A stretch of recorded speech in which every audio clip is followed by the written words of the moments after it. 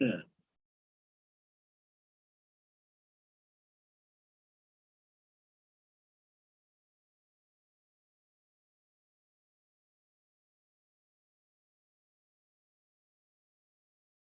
Hare Krishna, dear devotees, please accept our humble obeisances. All glories to Jagat Guru Srila Prabhupada, all glories to Gurudev, and all glories to assembled devotees. So we welcome you all formally to today's Srimad Bhagavatam discourse as usual. Today we are honored to have His Grace Salika Prabhu, who will be speaking to us today. So Salika Prabhu, if you are ready, we'll put the verse on the screen and you may begin. That's the screen. It is always nice to see you, but it is more especially nice to see you today because of such a beautiful tilak you have. Very beautiful. It's so straight. It's like telling us what we're doing is taking us straight back home, back to Godhead. Jai, Srila Prabhupada. Jai, Hare Krishna. So I'll put the verse on the screen and I'll shut up. Okay, thank you very much, Mansade Prabhu. Welcome all of the devotees to this auspicious moment of our life, which gives us opportunity to do the essential activity of the existence of every Jiva Atma. Thank you so much for all of you for being here. And I'm honored and grateful that I have this opportunity to associate with this devotee of the Lord and the Lord in the form of Srimad Bhagavatam. So we read the Mangala Sharam prayer and then we'll go into the text of today. And it's a beautiful text. Srimad Bhagavatam 19:19. First Canto, chapter 19, text number 19. And it's an interesting one. Om Narayana Namaskritam Narayachaivam Narutamam Devi Sarasvati Vyasam Tatu Jayam Udiraye Nasta Praishu Abhadreshu Nityam Bhagavatam Sevaya Bhagavati Uttaman Sloke Bhakti Bhavati Naistiki Om Namo Bhagavati Vasudevaya Om Namo Bhagavati Vasudevaya Om Namo Bhagavati Vasudevaya Om Namo Bhagavati Vasudevaya. So we're reading from Srimad Bhagavatam, 1st Canto, chapter 19, text number 19, which is subtitled The Appearance of Sukadeva Goswami. So devotees, let's go into the journey of life by listening to Srila Prabhupada and the disciplic succession. Masayovai samupagatai prasasya sadhu iti anu modamana uchu prajanugraha silasara yadutamas loka guna biru mapaham Masayovai samupagatai prasasya sadhu iti anumoda munaha uchu prajanugraha silasara yaduttamas loka guna birupaham Mahashayovai samupagati gatayehe prasasya sadhu iti anumoda manaha Uchu prajanugraha sila asaraha yadutamas loka guna birupaham. The Prabhupada's synonyms, word for word translation. Mahasayaha, the great sages. Why? As a matter of course. Samopagata, assembled there, yea, those who prasasyaha by praising, sadhu, quite all right. Iti does. Anumu Damanaha, all approving.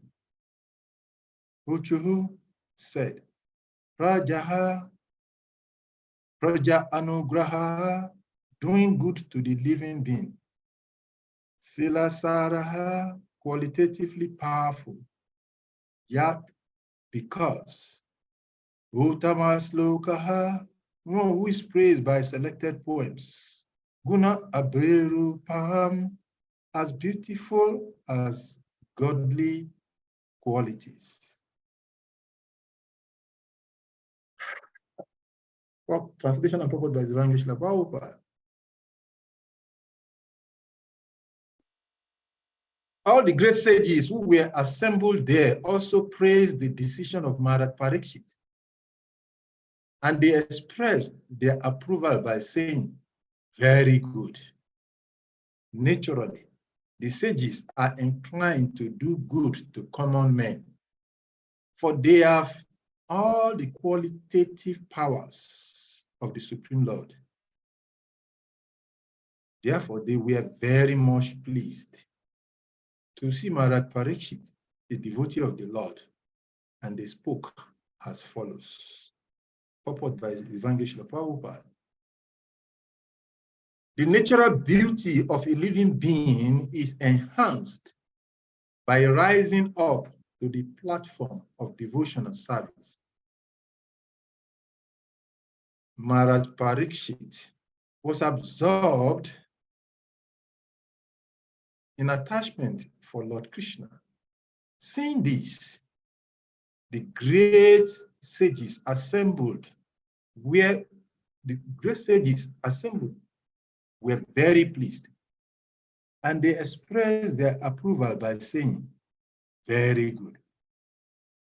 Such sages are naturally inclined to do good to the common man. And when they see a personality like Maharaj Parikshit advanced in devotional service, their pleasure knows no bounds, and they offer all blessings in their power. The devotional service of the Lord is so auspicious that all demigods and sages, up to the Lord himself, become pleased with the devotee, and therefore the devotee finds everything auspicious. All inauspicious matters are removed from the path of a progressive devotee.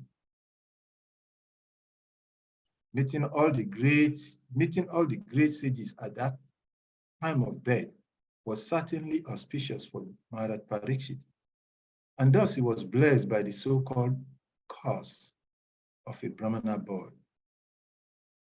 Magyanam Timirandasya Gyanam Shalakaya Saksho Militam Natasmai Shri Gurave Nama Sri Chaitanya Manobhishtam Stapitam Jena Bhutale Swayam Rupam Kadamayam Dadati Swam Pada Antitam Vandeham Sri Guru Sri Yukta Pada Kamalam Sri Guru Vaishnavamcha Sri Rupam Sagrajatam Sahaganam Ragunatam Vitam Tam Sahajivam Sadvitam Savadutam Parijanam Saitam Krishna Chaitanya Devam Shri Radha Krishna Padam Sahaganam Lalita Sri Vishavitamcha Hey Krishna Karuna Shindu Dina Bandhu Jagatpati Gopisha Kakanta Radhakanta Stute Tapta Kanchana Gorange Radevin Devaneshwari Shabano Shuti Pranamami Naripriye Mukankaru Tivachalam Pangam Lagayate Girin Yatkripat Ambande Sri Guru Dinatarina Vanchakarpa Tarubyasta Kripa Sundubya Sivascha Patitanam Pavashnebhyo Vaishnavebhyo Namo Namah. Jai Sri Krishna Chaitanya Prabhu Nityananda Shri Advaita Gadada Srinivasadi Gaura Bhakta Vrinda. Hare Krishna Krishna Krishna Hare Hare Hare Rama Rama Rama Hari. Hare Krishna, Krishna Krishna, Hare Hare. Hare Rama, Rama Rama, Hare Hare. Hare Krishna, Krishna Krishna, Hare Hare. Hare Rama, Rama Rama, Hare Hare. Tantra SRIMAD Bhagavatam class. Welcome us, all of us, once again to this wonderful moment of our lives. I'll repeat the translation once again. All the great sages who were assembled there also praised the decision of Maharaj Parikshit. And they expressed their approval by saying, very good. Naturally, the sages are inclined to do good to common men, for they have all the qualitative powers of the Supreme Lord.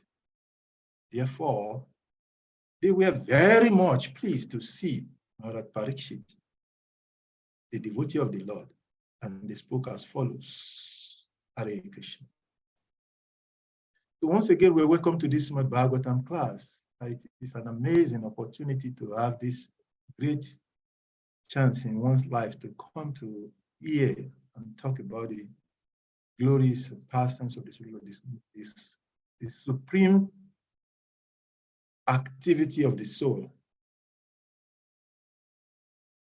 This is the continuation of the narration of the event that followed the course of Maharaj Parikshit by the young boy, Brahmana, described as inexperienced, the son of Samakarishi, and how the great personality, Maharaj Parikshit, the hero of the SRIMAD Bhagavatam, gave us the path to go back home, back to Godhead.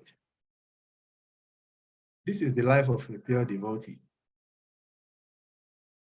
The nature of the pure devotee is that they do not act for themselves. They act for others. That's why they are called Paradruka Duki. Whatever a pure devotee does, they do it for others. Because their pleasure is derived from serving.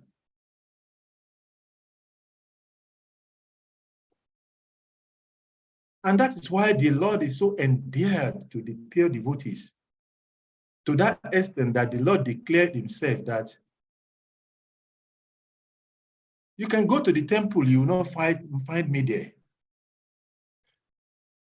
You can go to the mountain, you will not find me there. Go to the holy places, you will not find me there.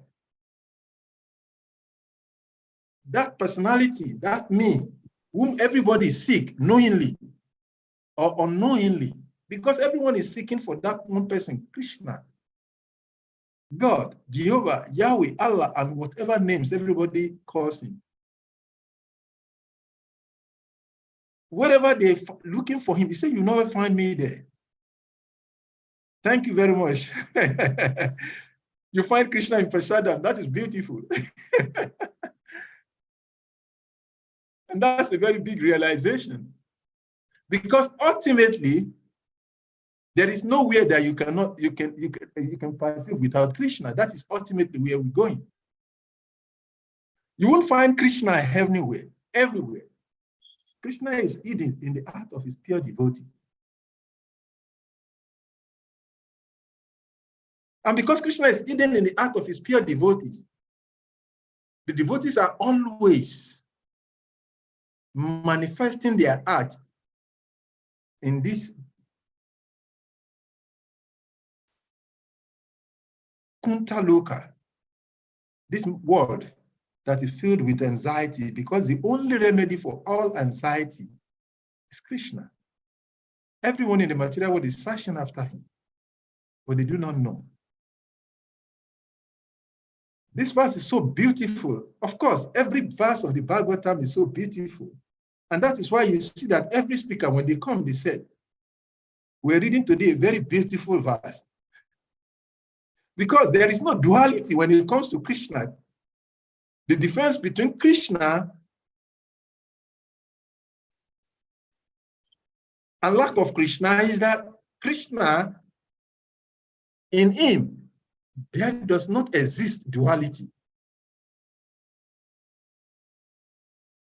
So that is why Lord Brahma, when he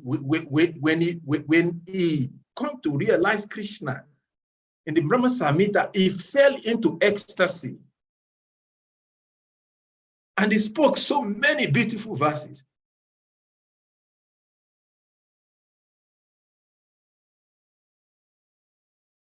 Advaitam, Krishna, he said, what was that verse? He said, Krishna, Vedeshu Dulabam, Adulabam, Atma Bhatau. Krishna, Vedeshu Dulabam, Adulabam, Atma Bhatau, Govindamadi Purusham, Tamarambade. What's the beginning of that verse? I'm trying to read the first two line of that verse. Advaitam, Dvaita, Krishna.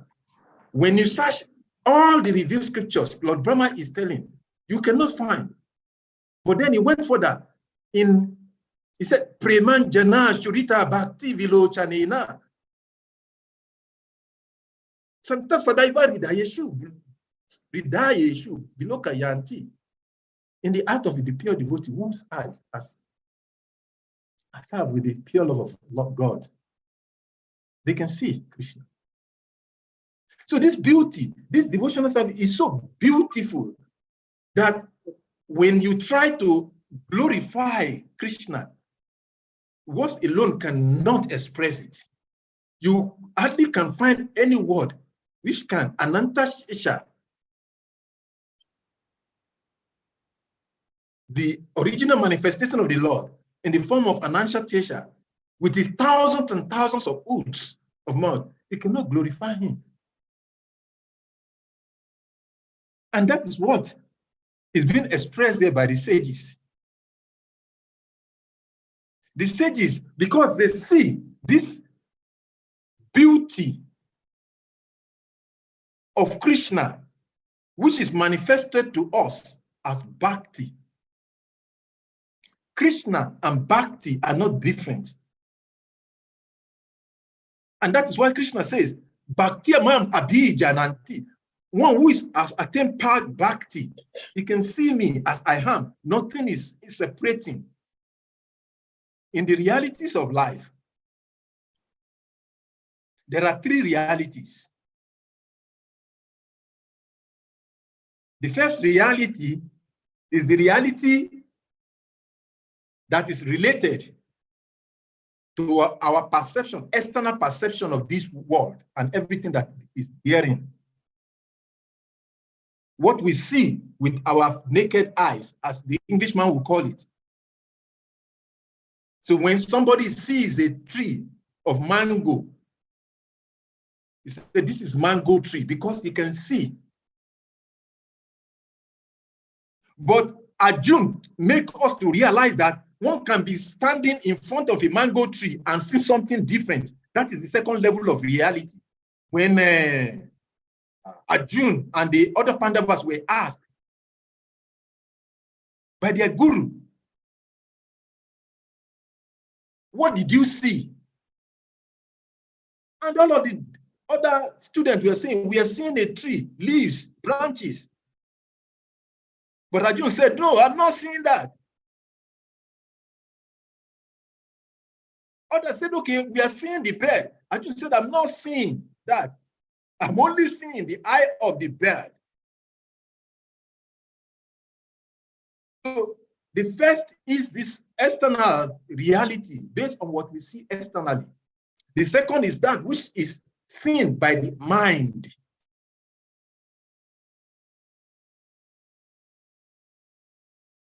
And beyond the perception of the mind is the perception of the self, the real self, the spirit soul. And that is why when we are looking at things grossly, physically, sometimes we do not see. And we have all experience of this. An Englishman called that absent-mindedness. Our phone is right on the table in front of us, and we're searching everywhere in the room. Oh, and everybody is asking, what are you looking for? Oh, I'm looking for my phone. I don't know where I just dropped it. Somebody else will say, oh, look at your phone on the table in front of you. Oh my God. But it's right in the front of him. Because there are different realities. It is that person is, although his eye, the external eyes is open, is seeing, but actually he's not seeing because the mind is somewhere else. And beyond that seeing of the mind is the mind of the self, the soul. And one who is able to come to that platform of the soul is what this verse we are reading today is talking about. He said, all the great sages who were assembled there, they also praised the Mahaparishi, and they expressed their approval by saying, very good. Because why? Naturally, the sages are inclined to do good to common men, but they have all the qualitative powers of the Supreme Lord. That is the state of reality.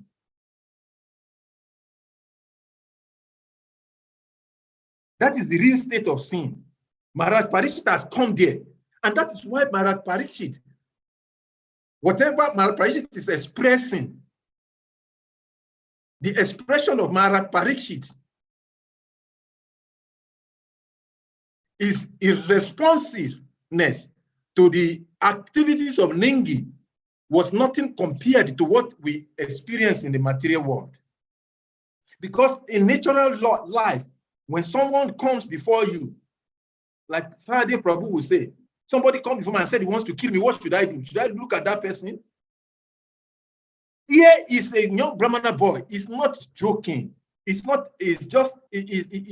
pretending. He has the mystic power and he calls Maharaj Parikshit. And Maharaj Parikshit is not just learning that he has the power to counteract it. He could destroy him in a second. But his action was different. Why? Because he was not seen from the external perspective. He was not seen from the mind perspective. He was seen from the point of the self. And that is the part of bhakti. That is the point of the self. And that is why Lord Krishna told Arjuna in the Bhagavad Gita, there are two kinds of living entities in this material world. When we go to Bhagavad Gita chapter 16, Lord Krishna, he had given everything. Lord Krishna, he told in Bhagavad Gita chapter 16, text number 1 to 3, he gave the qualities which is manifesting here. Lord Krishna said to Arjuna that what? Shri Bhagavan Uvacha Abhayam Sattva Samsudi Dhyana Yoga Vyasasiti Dhanam Dhumascha Yatnascha Swadhyaya Stapta Aljavam Ahimsa Sattvam Akrodas As Tyaga Santi Apaisunam Daya Bhutesh Alulu Matwam Ari Achap Achupala Tejat Shaman Saucha Adra O90 Munita Bhavanti Sampadam Devim Abhijatasya Bharata. That, my dear Arjuna, the Supreme Personality of God is saying, fearlessness, purification of one's existence, cultivation of spiritual knowledge, charity, self-control, performance of sacrifice, study of the Vedas, austerity, simplicity, non-violence, truthfulness, freedom from anger, renunciation, tranquility, aversion to fault-finding, compassion for all living entities, freedom from covetousness, gentleness, modesty, steady of determination, vigor, forgiveness, fortitude, cleanliness, and freedom from envy, and from the passion for honor. This transcendental quality, O son of Bharata, belong to godly men endowed with divine nature. When we look at all of these qualities one by one, Maharaj Parikshit, it shows us how one personality can develop all the good qualities of the Supreme. Naturally, one who is in a conditional life will become fearful when he hears his death. In those days, when we're still in the practicing Western philosophy, there is one prophet in my area, in my local language, they call him Enigbojoku, meaning that he who hears the date of his death will cry. Because that prophet, everyone runs away from him. They don't want to hear his prophecy. Because whatever that prophet tells you comes to pass.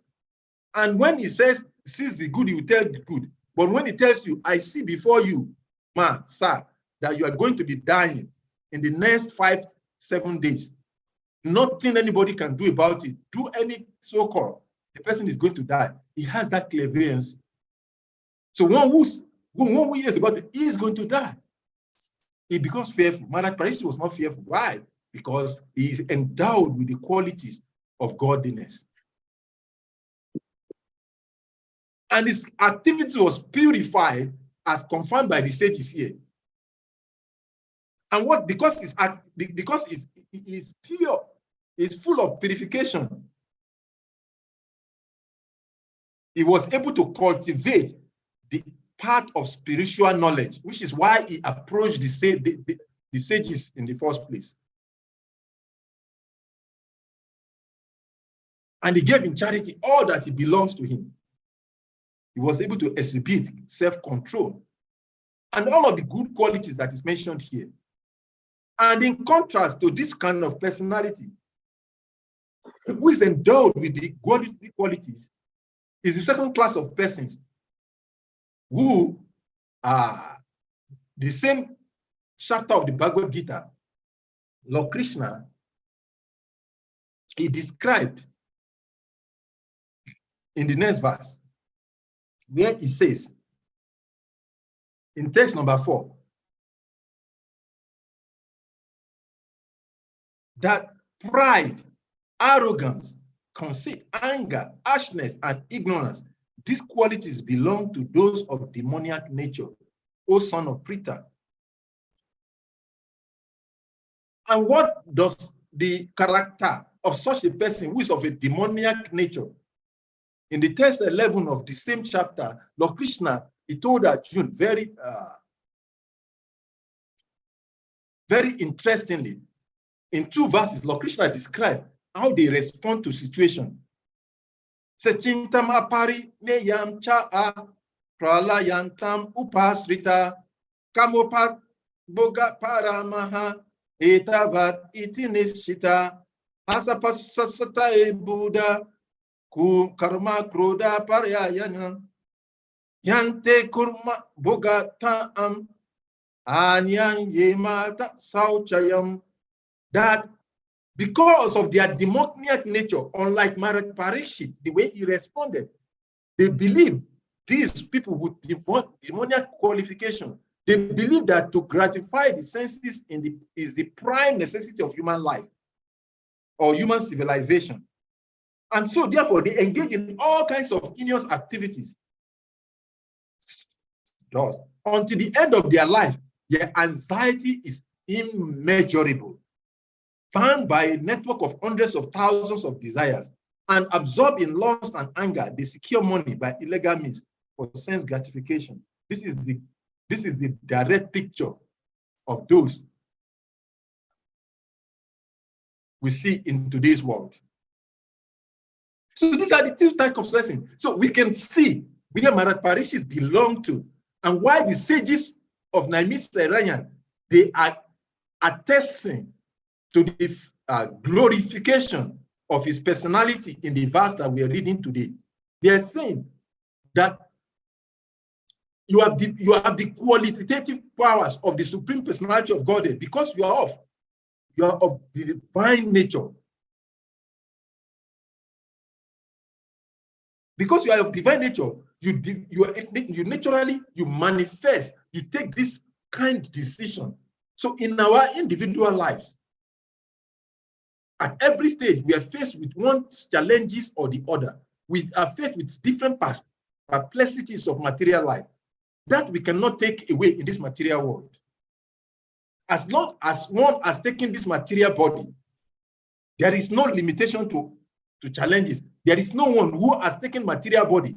Even Lord Krishna, when he comes into this material world, although he's not of this world, in his form of Ramachandra, and in all of his incarnation, it shows us that the moment you are in this environment, life experience is never always pleasant. But the unpleasantness of this material world is not the major challenge. The challenge is how we respond to the challenges that face us. So those who are wise, like Maharaj Parikshit, when the perplexity of life manifests itself in their life, they use opportunity of that perplexity. What did they do? For a person who is for a person who has developed a great quality of divine nature,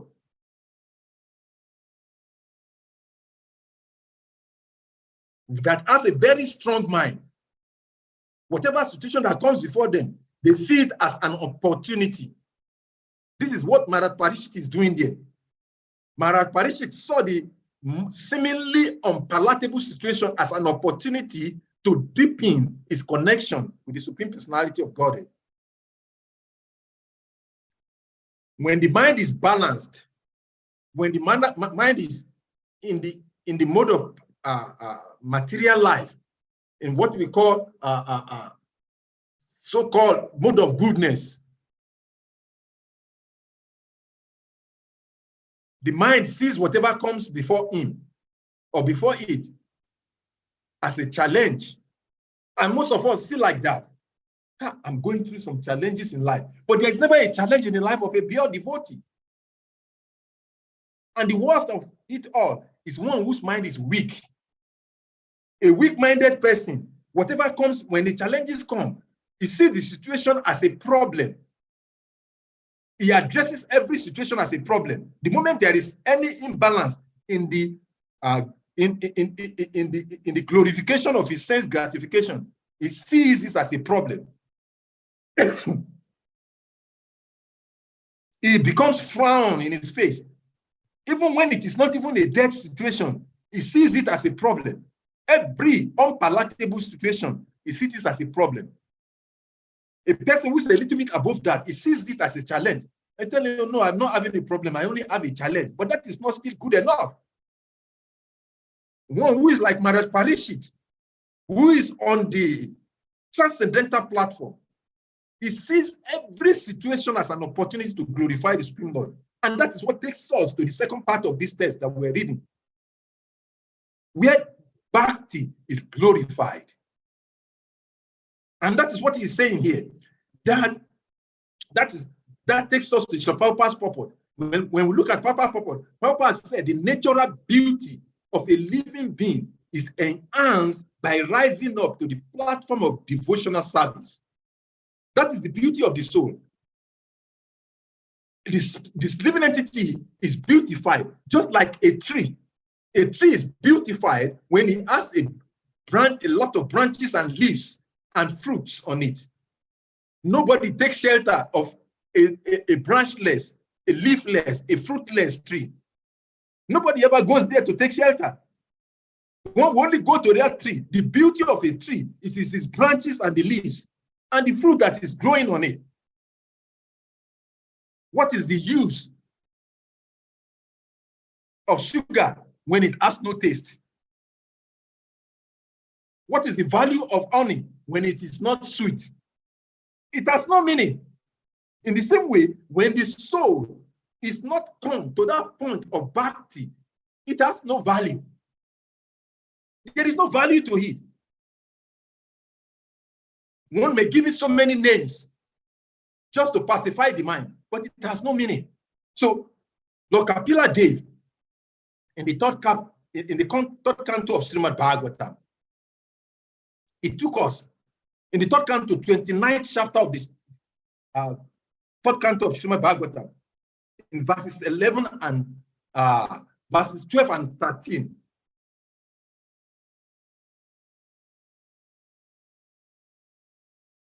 Lord Kapila Dev, he glorified that bhakti when he's speaking to his divine mother, Mother Devahuti. He said, a pure devotee does not accept any kind of liberation, Salokia, Sasti, Samipya, Sarupya, or Ekatwa, even though they are offered by the Supreme Personality of Godhead. By attaining the highest platform of devotional service, as I've explained, one can overcome the influence of the three modes of material nature and be situated in the transcendental stage as it is, as is the Lord. That is what the sages are saying in the verse we are reading today. The sages are saying that Maharaj Parikshit, he said, what he said, we approve of your actions. It is, your actions are very good.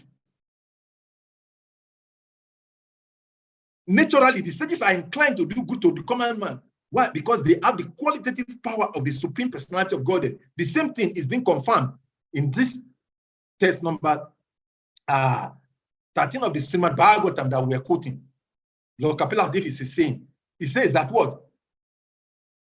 They are situated in transcendent stage as the Lord himself. This is the glories of bhakti.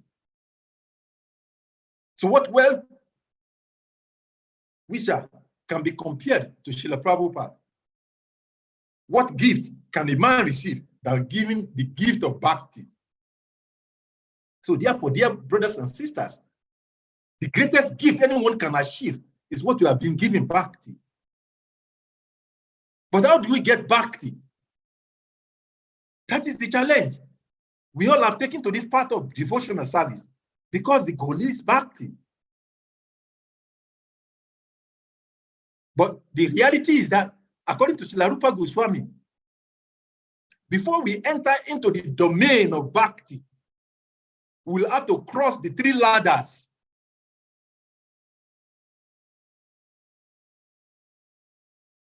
That is associated with the body that we have acquired presently.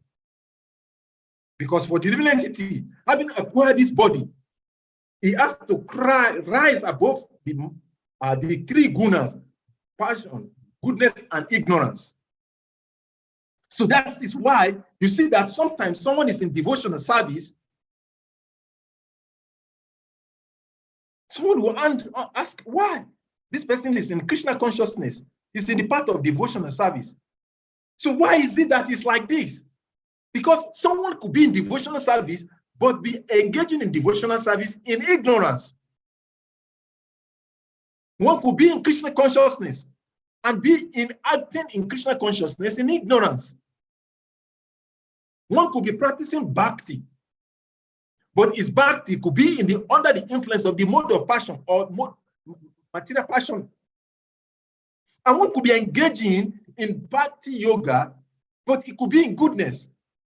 So therefore, the fruit of bhakti does not manifest. And one wonders, for this person, he's been on this path for so many years. What's happening?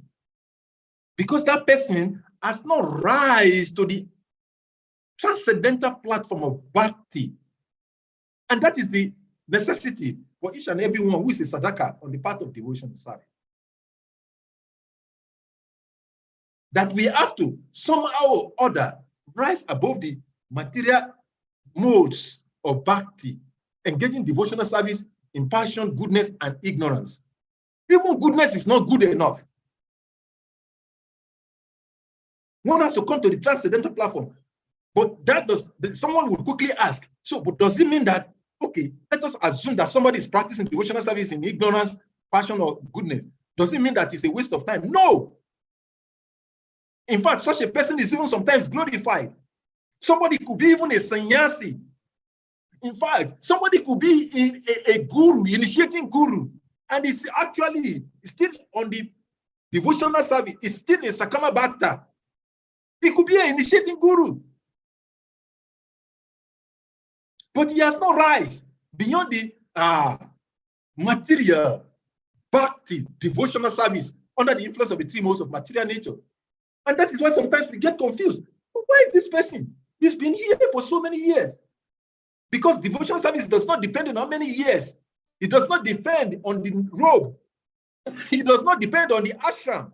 And that is why even a great personality like Professor Muni was dwarfed by a king. Somebody who will externally be considered to be what? To be materialistic. Lord Chaitanya Mahaprabhu, he refused to meet Prabhu for so many long time. Why? Because he said is a devotee, one who's on the transcendental platform. He should not associate himself with worldly men, and he considered the king to be such. But here, Maharaj Ambarish, he made the elevation of Dhruva Samuni, who has the capacity to even go to the Swaga Loka. He makes his position very dwarfed. So you can imagine. So someone could rise so high. Somebody could rise so high that he become even a sannyasi. He could become a guru. He could become anything on the part of Sadhaka Bhakti or Sadhana Bhakti. But that does not mean that he's there. The symptoms of Bhakti is different. So Lord Krishna told Arjuna in the Bhagavad Gita, Brahma Bhuta Prasanatma, na Sushati, na Kankshati, Samasaveshu, Bhukteshu, Bhakti Lapate Param. One has to rise completely. It comes to the transcendental platform, then Bhakti becomes sweet. The bitterness that we experience as a practitioner, it becomes completely dissipated.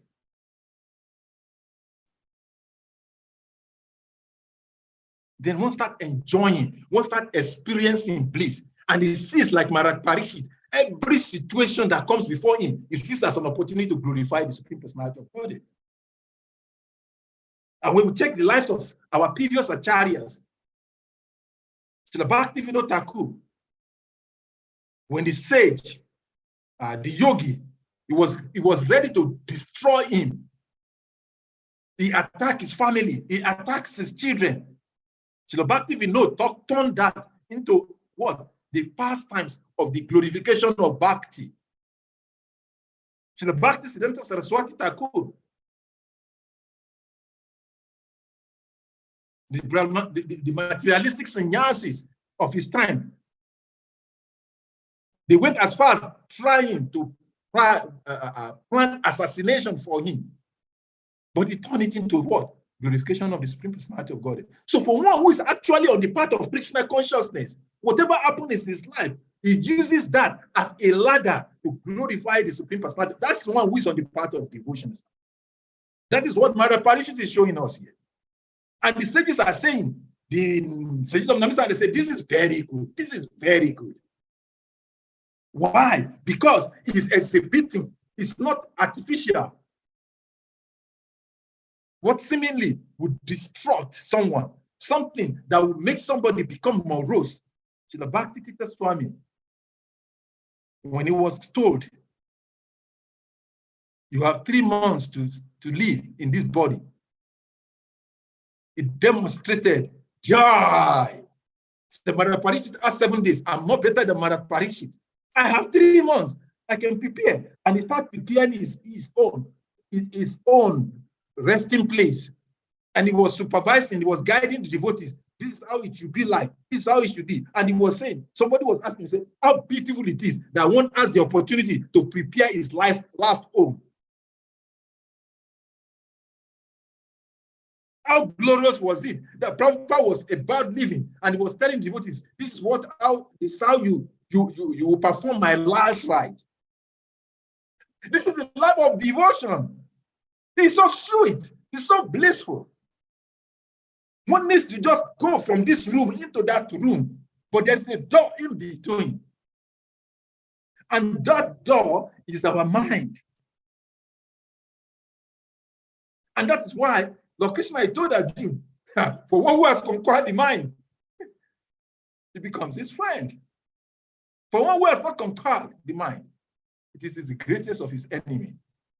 So we need just this thin line in between, that blissful, joyful life of bhakti, where we see every situation as blissful, as an opportunity. But we can rather see it as a challenge, or we can see it as a problem. In our devotional life, somebody was chatting me yesterday from India and was saying, there is so much problem. And I said, Prabhu, why are you always seeing problems? He said, but can't you see it? Can't you see what I'm seeing? I said, I see what you are seeing, but I'm seeing something different. He said, but what are you talking about? I said, yes. He said, the sannyasis are doing this. I said, yes. He said, the money is being managed like this. I said, yes. He said, Prabhupada wanted this. They're doing this. I said, yes. He said, but why are you saying yes? But this is not right. I said, yes. He said, but then you are telling me that everything is all right. I said, everything is perfectly okay. He said, then how do I contrast this? I said, because all of whatever is going on is showing that Krishna's word is coming to pass. That in this age of Kali, this is what we will experience. And for one who is serious on the part of bhakti, this is an opportunity for him to come closer to me. I say, use this opportunity of all of this deviation to climb the zenith of bhakti and finish this business of good and bad in this very one lifetime. Why get caught up in all of this situation? It's a difficult state to come to. But for one who has died once and got another opportunity of life like me, I said, I cannot afford to see what you are seeing.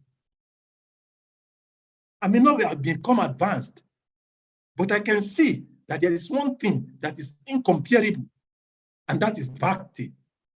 And this bhakti is so simple. Lord Chaitanya Mahaprabhu is so merciful. He is the Supreme Personality of God himself. He has made it so simple, so easy for us, that from wherever we are, we can come to that highest level of bhakti by just simple process. Hare Krishna, Krishna Krishna, Hare Hare. Hare Ram, Ram Ram, Hare Hare. And then we become blissful. When we join Krishna consciousness, one of the aphorisms that drives most of us into the process of devotional service is that chant Hare Krishna and be happy. But these days we are chanting Hare Krishna and becoming sad. That is the most unfortunate thing. But one who chants Hare Krishna is supposed to become happy. And we have to want to become happy by chanting Hare Krishna. And this is the test of our chanting. If our chanting is not producing happiness, it's not giving an opportunity to come closer to Krishna, then there's something is wrong somewhere.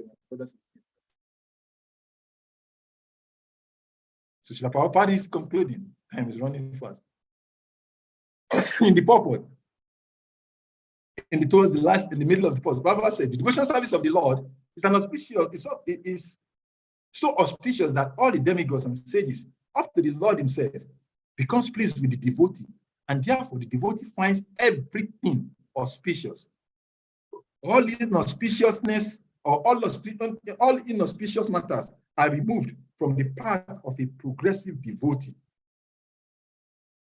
Meeting all these great sages at the time of death was certainly auspicious for Maharaj Parikshit, and thus was blessed by the sole cause of the Brahmana boy.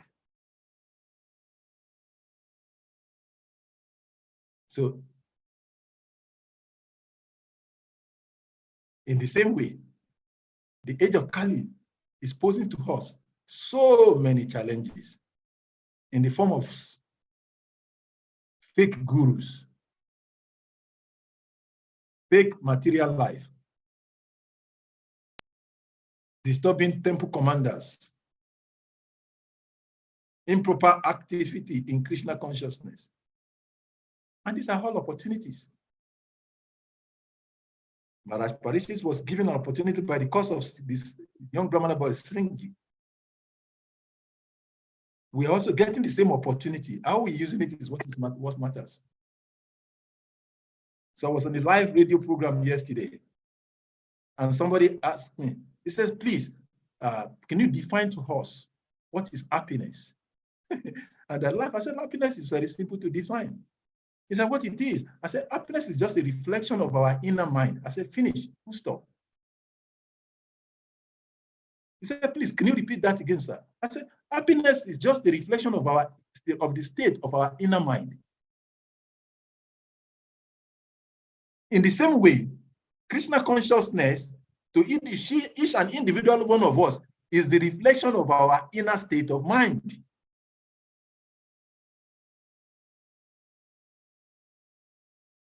Whatever our Krishna consciousness is today, it just explains what is going on inside there in our mind.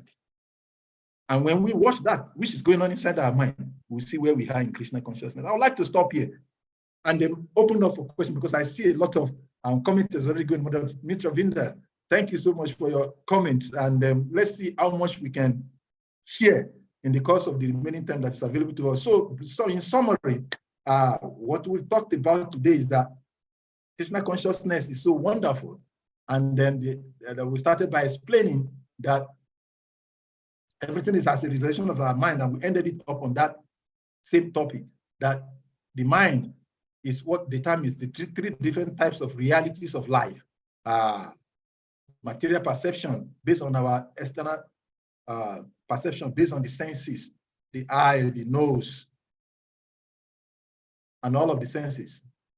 And the second reality is that the state of the mind. And we give an example of how we can be looking at something in our front and we may not see them. And the third state of reality is when we are inwardly seeing, which is on the platform of the self, where we see the original thing or the reality as it is. And we quoted how our decision is driven by either being a devotee, a divine, or a demoniac or non-devotee. And that devotional service is so beautiful. And that whatever is presented before us in whatever circumstances is an opportunity for one who is a devotee, for one who is not a materialistic person. It is a challenge. For a gross sinful person, it is a problem.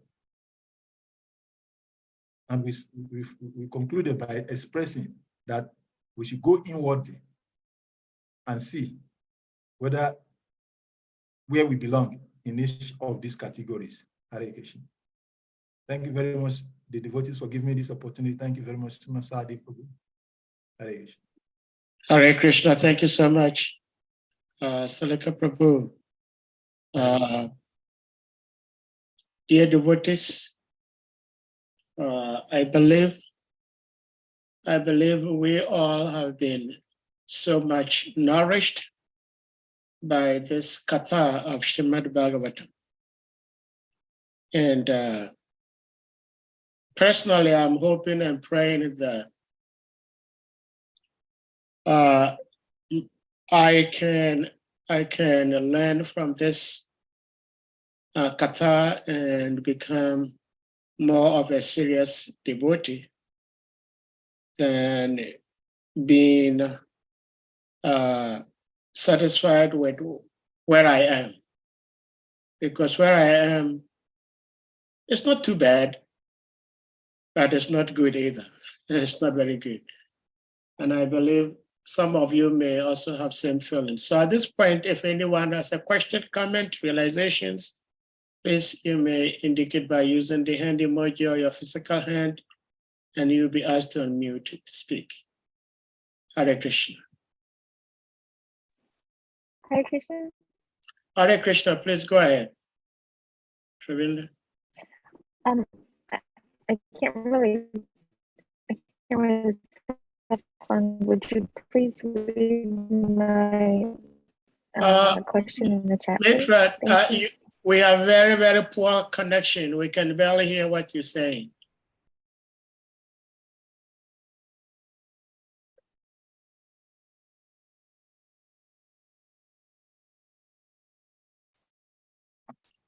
Maybe if you reposition yourself.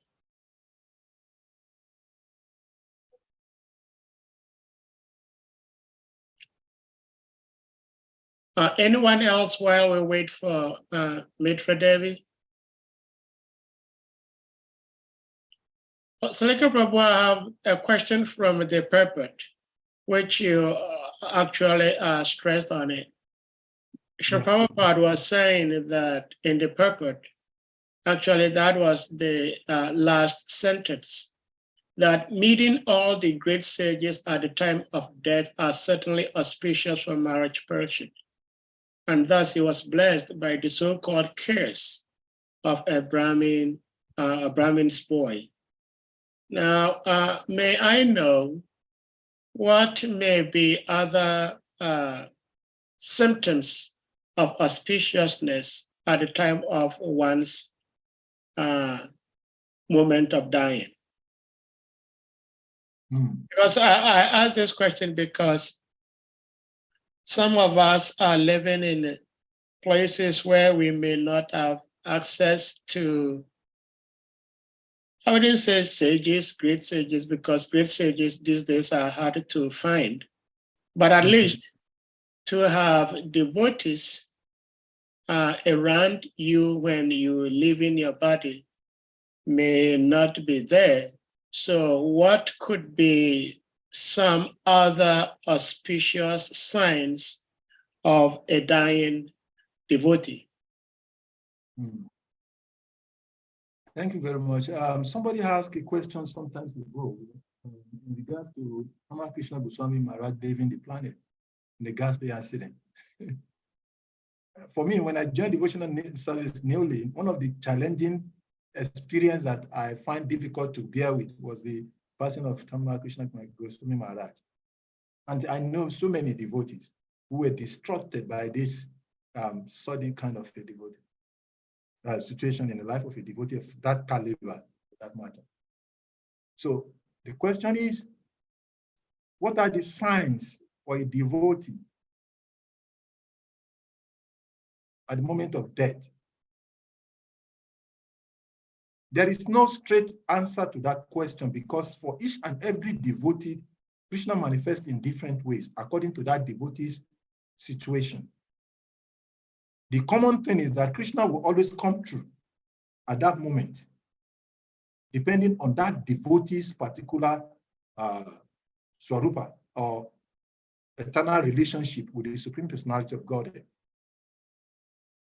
When HARE KRISHNA Goswami left in the way he left, many devotees were disturbed, and I was very disturbed. I was extremely very disturbed because in that state of level of understanding, wonderful thing is that how can a pure devotee find himself like this? In such a situation, it's unbelievable. But it took several years. I've had so many comments, so many explanations. But one day, I was listening to a class by Srila Prabhupada. And Prabhupada mentioned that, I can't remember the particular title of that lecture, but Prabhupada, in the just one phrase of Prabhupada's sentence, that Krishna did not promise to save. Krishna told Arjuna, my devotees will never be vanquished. But that does not mean or relate to the devotee's body, but to the devotee. So most often times when we look at devotee, because of our long association with material body, even though we know that we're not this body, we still identify ourselves with the body. So therefore, we consider auspicious, inauspiciousness of the devotee's passing based on the external consideration, based on identification with the material body. So when the devotee is going to leave his body, I remember one of my god brothers, he died of stomach cancer, some years back. And when we went to the hospital, I was fortunate to be there. The devotee that we went together also is late now. I didn't just want to mention name for confidentiality.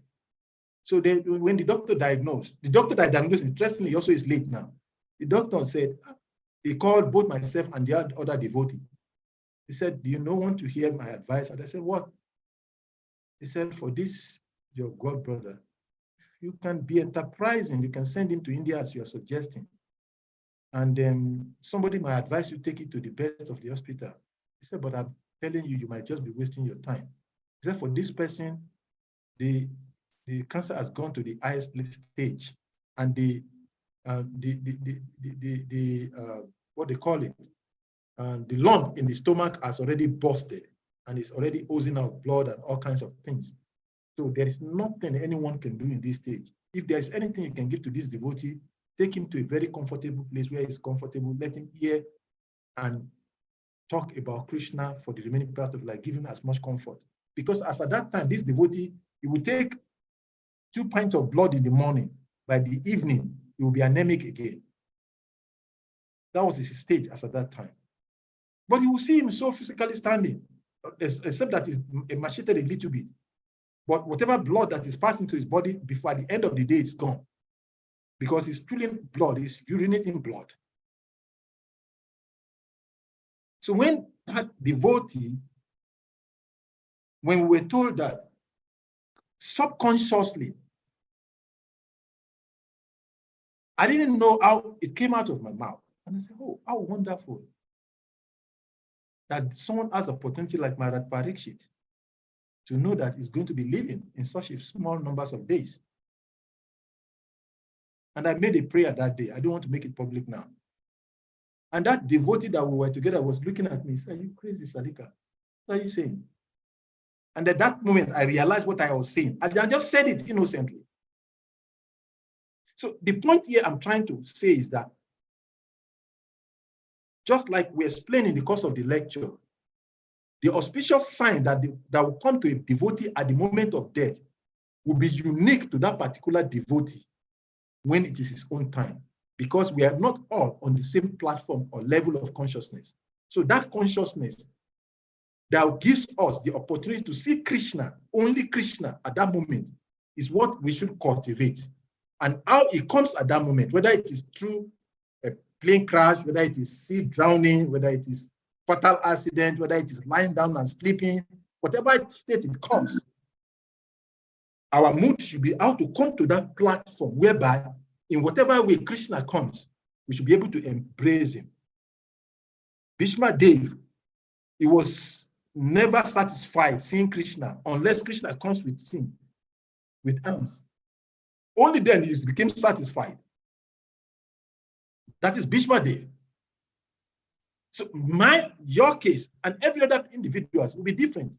But the most important thing is that what is going on inside our consciousness, how much we have realized that whatever is happening according to the will of the Lord.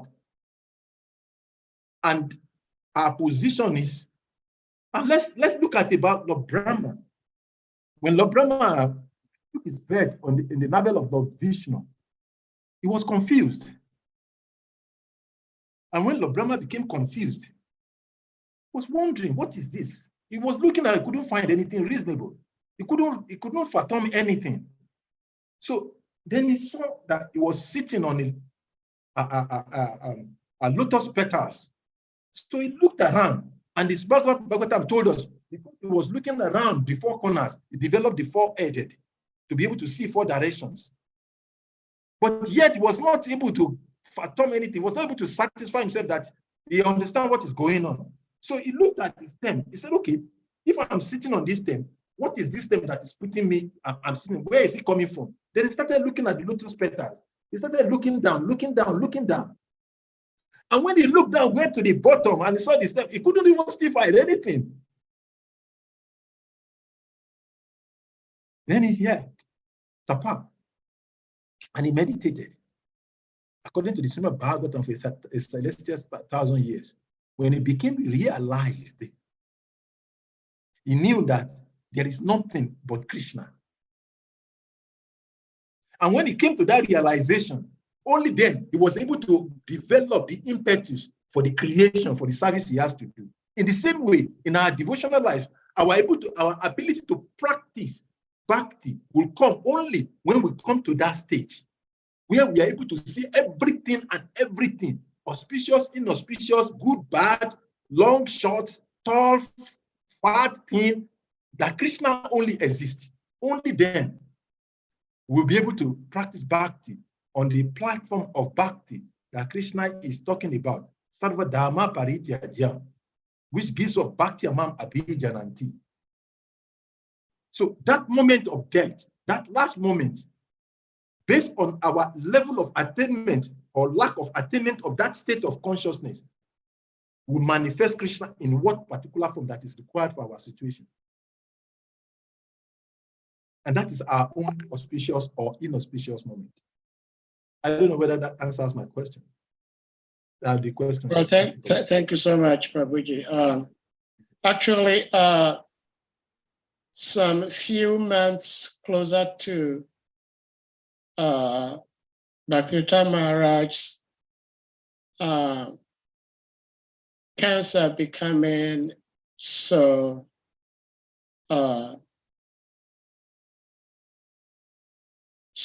difficult to control. He shared, I'm sure some of you, if not all of you, might have heard this before, because Gurudev himself shared this with us all, that His Holiness Tamal Krishna Goswami Maharaj appeared to him, and he was crying.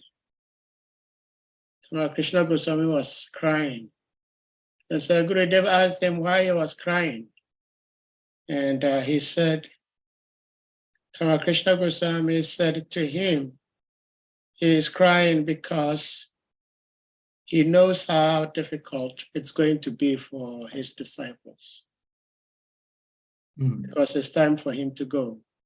And just as it was so difficult for his disciples, that is, disciples of His Holiness Tamal Krishna Goswami Maharaj, because like you're saying, the way and manner he left us was just too drastic.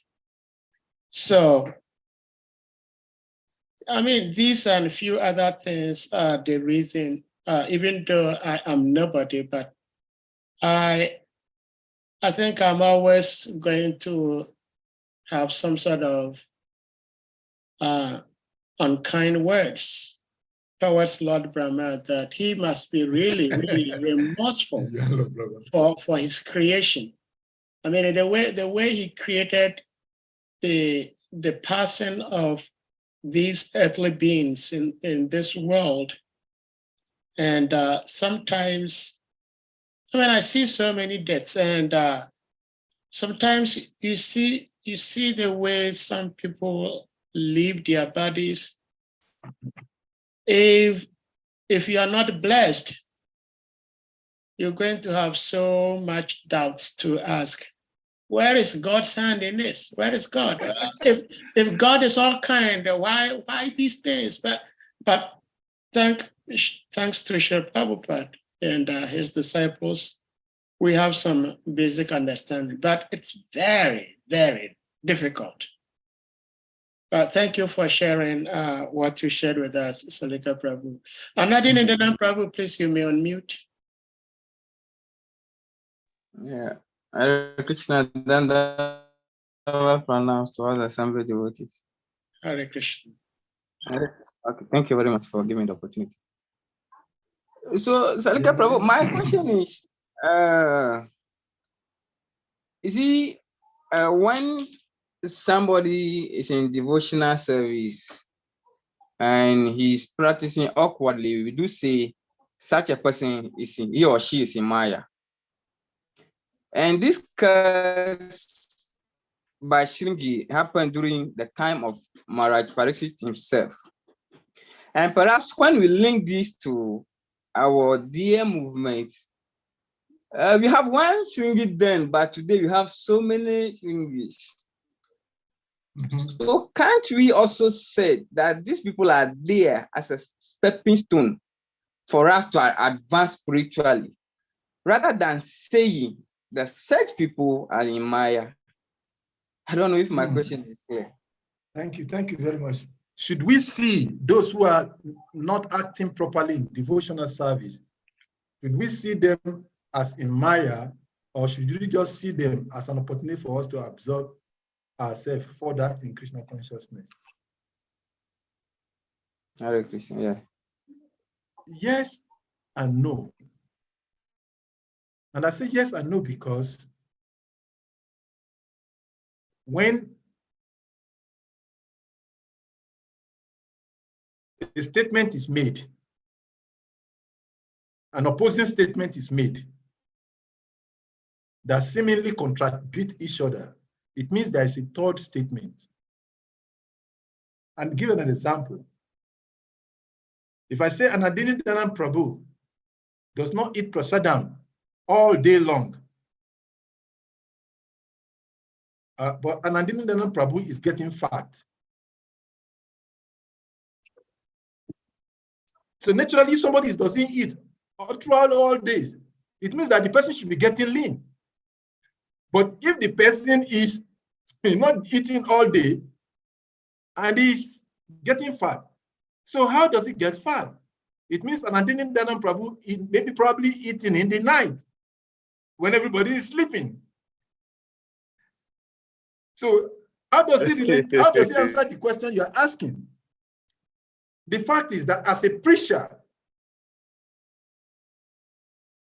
even a pure devotee comes to the platform of a Madhyama Bhakta and he tries to correct the wrongs. It tries to preach. But while preaching, it maintains the mood of detachment. The most often time that what happens to become our challenge is that we want to become the doer. We want to preach. We want to make the people become what we want them to be. But that is not in our control. The mood of a preacher is not to change people. It's to give people opportunity to change. But most often time we want people to change. That does not mean that what we are asking them to change this is not good. But the fact is that a preacher, just like Prabhupada demonstrated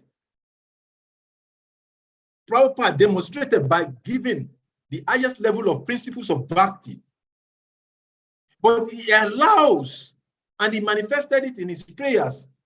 Krishna, if you want, can you imagine? Prabhupada initiated 10,000 disciples. And he prays to Krishna. He said, my dear Lord, if out of all of these numbers, if only one of them becomes a pure devotee, I will consider my work, my whole life as a Christian activity to become a success. So in other words, Prabhupada is exhibiting by his mood and character that what? That it is the duty of a preacher to preach, but it is not your duty to change anyone because you do not have the capacity to change anyone.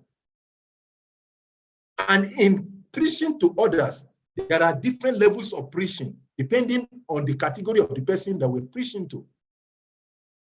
So the other part of it is that while we are correcting, while we are preaching, we should also see that as an opportunity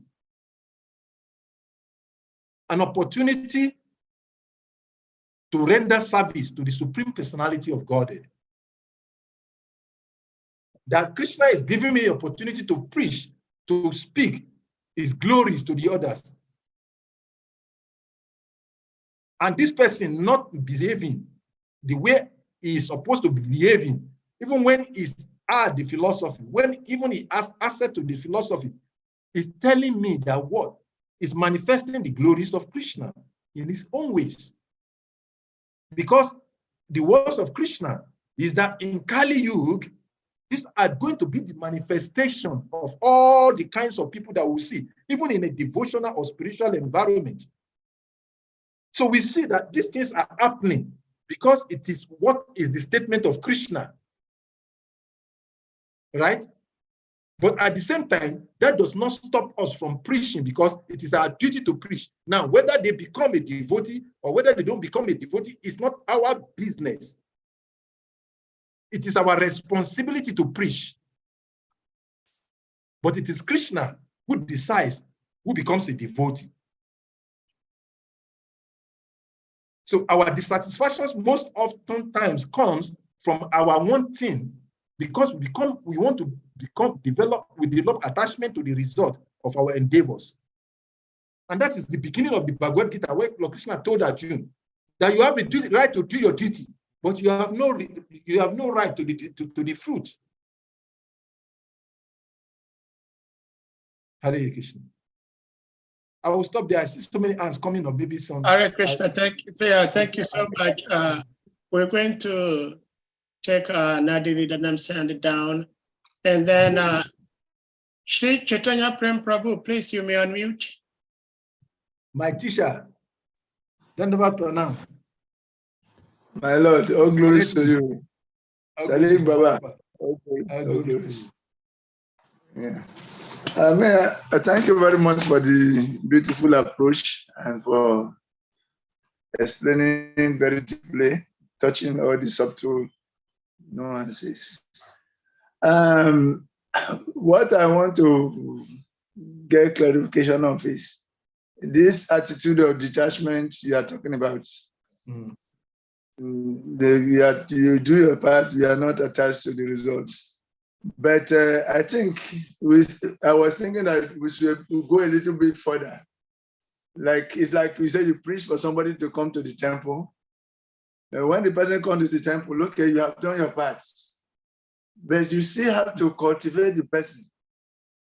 You put extra effort, making sure that the person is chanting, the person is doing the right thing. You put some extra effort. Otherwise, it's like you bring them and you feel your work has been done. Therefore, you realize they come and they're facing challenges. You don't care how healthy they are until they go. Are we not going to be held accountable for not doing enough? Thank you very much. So I want to balance it. Where is the equilibrium point? Thank you very much, my dear teacher. You know, when the teacher asks the student questions, instead of the student asking the teacher a question, then you know that there is a need for correction. Thank you very much, Simon. And that's why I quoted Srila Prabhupada. Prabhupada did not just preach. Prabhupada taught the process. He supervised the process of devotional service. So my saying that we should not be attached to the result does not mean that we should not be responsible. That we preach to people, we take them into devotional service. It is our responsibility to nurture them in the path of devotion. It is our duty to teach them the practice of devotional service. Now, how they respond is not under our control. That is Krishna's. So that is what I'm saying. So, but we have the duty to preach. As a preacher, we have the duty to train. We have the duty to cultivate. We have the duty to supervise people. Everyone that we come in contact with, we preach Krishna consciousness to. It is our responsibility. But what they become, because when you look at the question of Anandalindanam Prabhu, his question was that, so all of those who are behaving improperly, whether junior or senior, should you not just see that, okay, why should we just even bother about it? So that's why I said that we need to be responsible. It is our duty to correct, to preach. But it is not our duty. It's not in our domain to decide or to impose what result comes out of our preaching. That is in the hands of Krishna.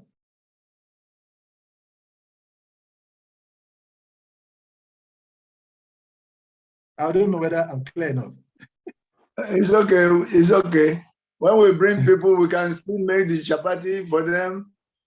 Of course, teach them how to eat, teach them how to chant, encourage them to come again, bring them. We should do all that.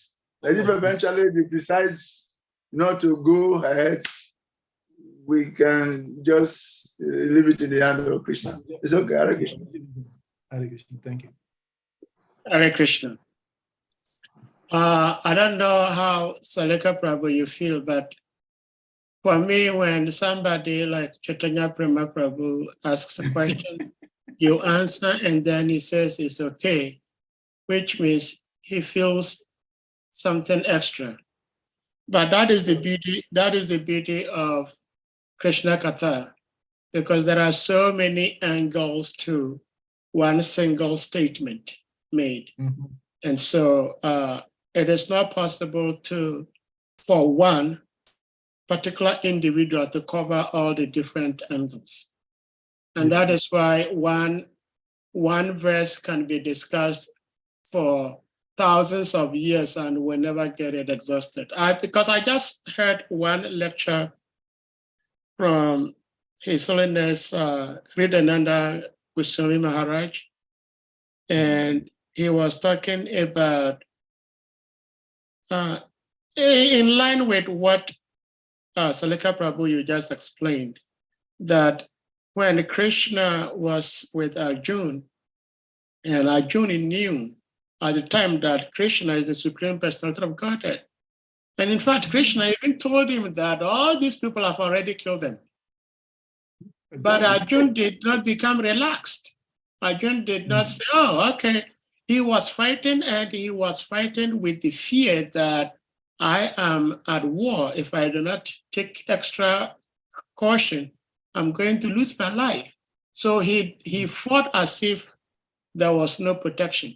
So as devotees, like Salika Prabhu, you rightly said, and of course, C. Prema Prabhu, Chaitanya Prema Prabhu also agrees to it, that we as devotees, we can do whatever we need to do, and we should do everything we can to try that devotees stay. But for devotees staying, that is up to Krishna. Yeah. However, when a devotee does not stay, we should still feel guilty that we are the cause that the devotee did not stay. Even though it is Krishna's plan, but we should feel guilty. Just like Maharaj Yudhishthira felt so much guilty after understanding so many things Krishna explained to him, that I'm the reason behind this, but he still felt that he was the cause. So that should be the mood of devotees. That's my Adichakra Prabhu, please, you may unmute. Thank you. Just to buttress that point, Adichakra Prabhu, just a second. You know, Okay. At the end of Bhagavad Gita, Lord Krishna has beautifully said something to Arjuna. In chapter 18, text number 72, Krishna told Arjuna, Kasid eta shritam prata, twaika grena ishita sahab, Kasid ajna saamu ahab, pranantas te danam joya. He told Arjuna, he said, my dear Arjuna, O son of Partha, O conqueror of world, have you heard this with an attentive mind? And are your ignorance and illusion now dispelled? So this is the end of the Krishna statement in Bhagavad Gita. Out of the 700 verses of Bhagavad Gita, Lord Krishna spoke 581 verses. And that is the last verse of Krishna stating to Arjuna. After saying that, Krishna stopped, that Arjuna, have you heard everything? Have you understood it? Are your illusion gone now? Then the rest is to Arjuna. Arjuna said, oh, I have heard. With attentive mind, I've heard it. And now I'm ready to follow your instructions. So it is now the duty of those who receive to now decide how they manage. But it's our duty to teach, to train, to give Krishna, to help to get Krishna. But the result is, and then that buttresses the point you are saying. Thank you. Hare Prabhu. Hare Krishna. Yeah, Hare Prabhu, please, you may unmute. Yeah, Hare Krishna, Salika, thank you very much for your elaborate discourse and my obeisances to the assembled devotees. Yeah, my question is in line with the same question that Anandinidaram Prabhu was asking. So we usually hear now that you are telling us that when we preach, it's our duty to preach, but whether the person becomes a devotee or not, that is not our doing. Then we always hear that purity is the force. So that purity, what is it for? The force for what? What is the force for? That purity, the force in that purity. Like we have to cultivate purity, and when we have the purity, that force behind the purity, what is it for? Is it for trying to let it affect people's hearts, or we just cultivate the purity for cultivating its sake? So I want a little bit explanation on that. Thank you very much, Prabhuji, for the beautiful question. And purity is the force. It means that we cannot affect others' art unless we already ourselves have purity. That is the force. In other words, Prabhupada will always criticize the professional reciters of the Bhagavatam or the Bhagavad Gita or the Vedic scriptures. Why? Because they're not practitioners. They do not practice what they teach. So the force in preaching is one being able also to practice. And that is what Prabhupada exhibited. Srila Prabhupada is a role model. And Prabhupada said he himself is Rupanuga. So we are descendant of Rupanuga. And that we're in the line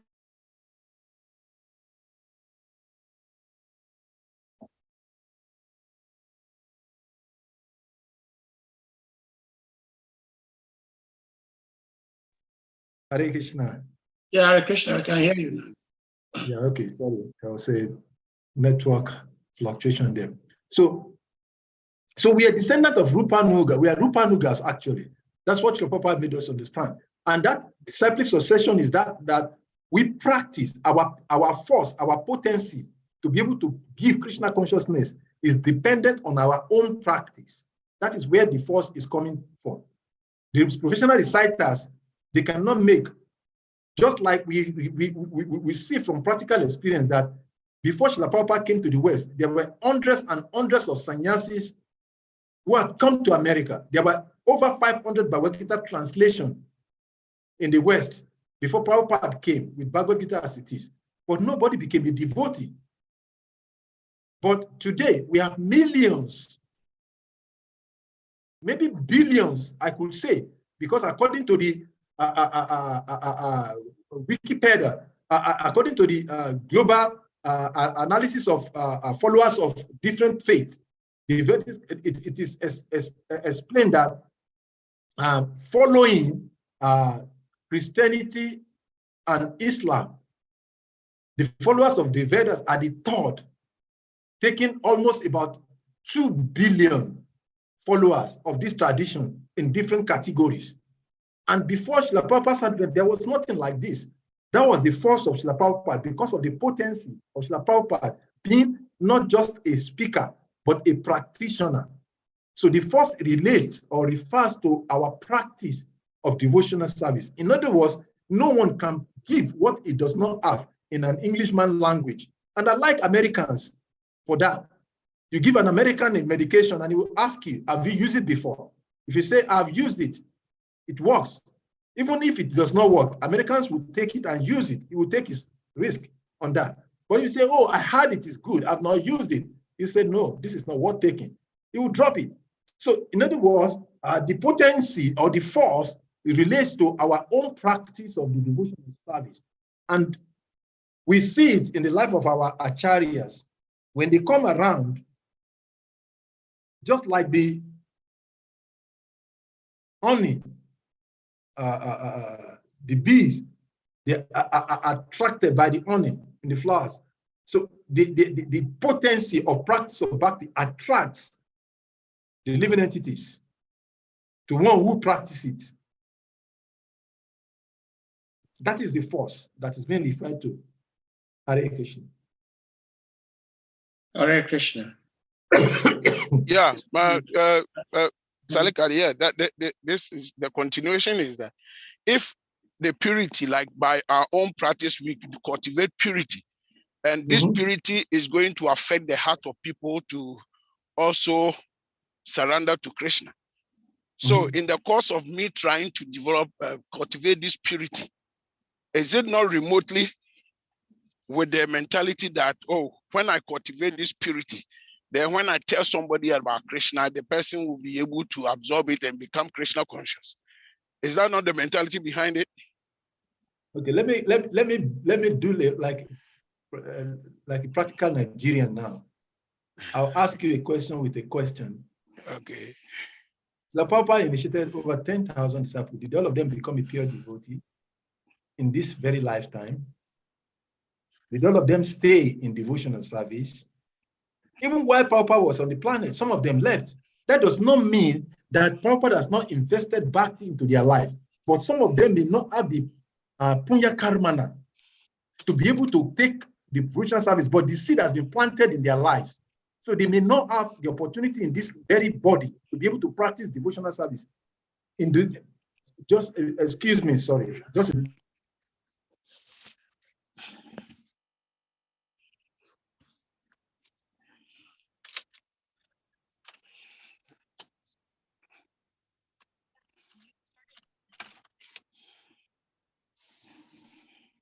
Sorry.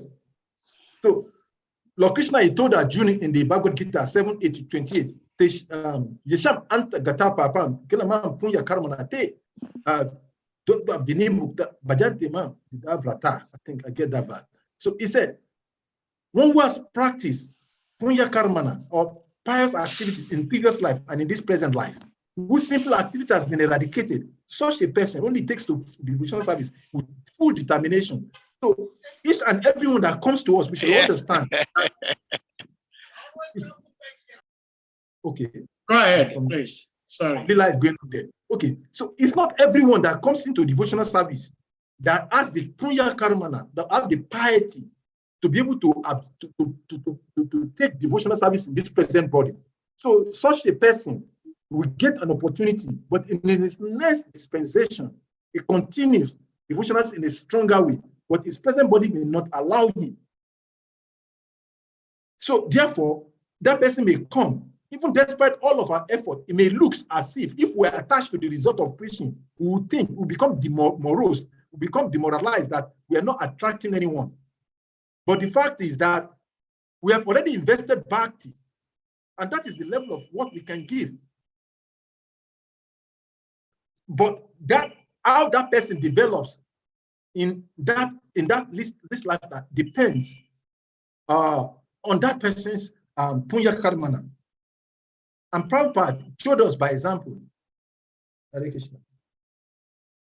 Hare Krishna. Thank you, Salika Prabhu. Sadev, yeah. can I ask one quick question? Yeah, please, go ahead. So what I'm saying is that at least whether the person continues or not, we are going out to tell them, are we not supposed to have the, what do we call it, the desire or the mentality that we are trying to cultivate, we are trying to practice this thing to cultivate purity, so that at least the worst thing we can do is to sow the seed in the heart of the people. No, I'm good. Thank you. The worst thing that we can do is to sow the seed of devotion in their heart. And like Salika, you are saying, you said Prabhupada sowed the seed in people's heart. That's why some people, they have the seed in their heart, yeah, but they may not stay. So don't we also have to have the same mindset that at least we are developing this purity so that our purity can help us to sow the seed of devotion in the heart of the people. Unlike, oh, I'm just going out to preach and whatever comes out, that is up to Krishna. So this is where my question is coming from. So that is what I wanted clarification from that. So because if we do that, then what is the point of the purity that we are talking about? We need the purity so that we can at least sow the seed of devotion in people's heart. Is that not the case? Thank you very much. We are saying the same thing in a different direction, from different perspectives. Yes, that's what we are saying, that we need the purity, and that is where we are practicing in the footstep of the previous Acharya, so that we can develop the quality to be able to invest for ourselves to first get the bhakti, then give it to others. That's why we are practicing. Otherwise, all of us know that They know me at the Kaumaram Yavanam Jarad. We are not this body. But have we realized it? Yes and no. Because we have realized it. That is why we're trying in the part of devotional service. But we have not realized it fully. And that is why we have not become a pure devotee. Because if we realize it fully today, this moment, we will change from this stage we are to the other side of the bhakti, where we will be on the transcendental platform. So, to the degree we have become purified ourselves, to that degree we can inject into others what we have gotten. We give what we have gotten, and the potency of our preaching is depending on what we ourselves have developed, we have realized, we have achieved our cultivation of bhakti. So we have to develop that qualification. We have to desire it. We have to practice it. We have to work for it. And when we work for it, we give it to others. That is the mood. But we should not become attached to the result. And becoming attached to the result means that we are trying to dictate the result of our preaching, which is not in our hands. And that is what we are saying, that we should become detached. That Krishna, we have done our part. The remaining part is yours. If you so wish, Lord Prabhupada prayed, if you like, Krishna, if you are pleased, make them devotees. Make them dance. Make me dance. Prabhupada prayed. Let me dance. And what does Prabhupada mean by make me dance? That they hear me. And thousands, maybe billions today are hearing Prabhupada. And they are still hearing him to tomorrow.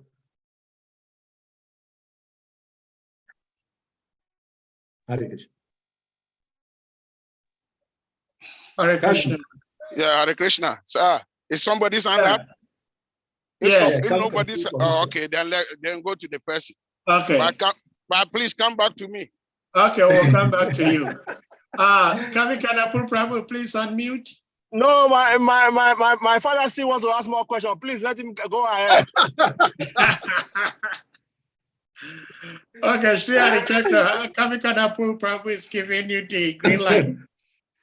No, so okay, so now my other question is, okay, if this purity is very necessary for us to sow the seed, does that mean that someone who doesn't have any sort of purity, but just grab the book of Prabhupada and give to someone, is he not able to sow the seed to the person too? Very beautiful question. Very beautiful question, Prabhu. Thank you for asking this question. When we say the purity, what are we talking about? There are three things that describe purity, and we should take this. The first qualification of purity is Shraddha. Our first qualification, our first manifestation of purity is faith in Krishna. Even when we know nothing, but because we are faithful, and the story of the old Brahmana reading Bhagavad Gita upside down reminds us, we all remember that story. It's good to ask him to read Bhagavad Gita, but he doesn't know how to read. And he carried the Bhagavad Gita. He shed in tears and he was asked, my friend, Brahmana, why are you crying? He said, when I see Krishna, this one who is the supreme, becoming the charioteer of his own devotee, his heart is melting. So that is one qualification, that is one quality of purity. Purity starts from Shraddha. That is the first manifestation of, if you want to know whether this person is becoming purified or is developing purity in Krishna consciousness, check the level of his faith in Krishna consciousness. And that is what all of Srila Prabhupada's disciples manifested, that most often times marvel us when we look at them and say, how can somebody, we're listening to one of Srila Prabhupada's disciples just some few days back, and he was explaining that they can't imagine themselves even doing what they did then, now, because they didn't even know how they come to do that. That is what is purity. Faith manifesting as purity. That is number one. The second purity, manifestation of purity is what? Sincerity. And it's progressive. When you have faith, naturally, faith cannot be developed unless you are sincere. Only a sincere person becomes faithful. And when that is where you see in all of Bhagavad Gita, in BHAGAVATAM, Prabhupada mentioned in several verses, in several purports. When you want to check Veda base, put sincerity, and you see Prabhupada quoted it in several purports. The qualification for being able to become a devotee. Sincerity is important, but sincerity will not manifest in what? In the form of faith. And when there is faith, and there is that sincerity that is associated with that faith, what happens next as purity is that we develop unimaginable empowerment. An unequal empowerment manifests in such a devotee that is developed sincerity and faith and sincerity. An unimaginable empowerment manifests in his life. It becomes a touchstone. And that is what Guru David said, that when we desire to serve and we do not have the capacity to, yet we do not hesitate to serve. He said at that moment, empowerment occurs.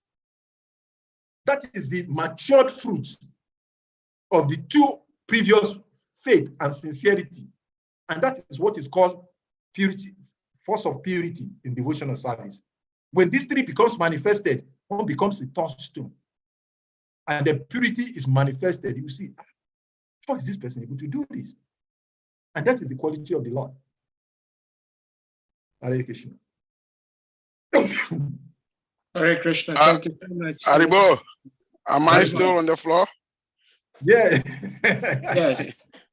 Yeah. So what I'm saying is there is somebody who might even come to the temple. He doesn't even have faith. He might not even believe in what we are doing, because I have an example that when we first opened a temple in Kumasi, we used to have classes, Sunday classes in the school. And this boy, he was just living in the house that I was living, and he followed us to the temple. So what we do is we first go there in the morning and arrange the deities in the classroom. Then we come back home and prepare for the prashadam and everything before we finally go. But this boy, he followed us in the morning, and when we were leaving back to the house, he did not leave. He was there. And somebody just came by, a passerby came by and said, what are these? And the boy said, the people, they say this is God and his wife. He has seen Radha Krishna picture on the altar. And he said, the people, they say this is God and his wife.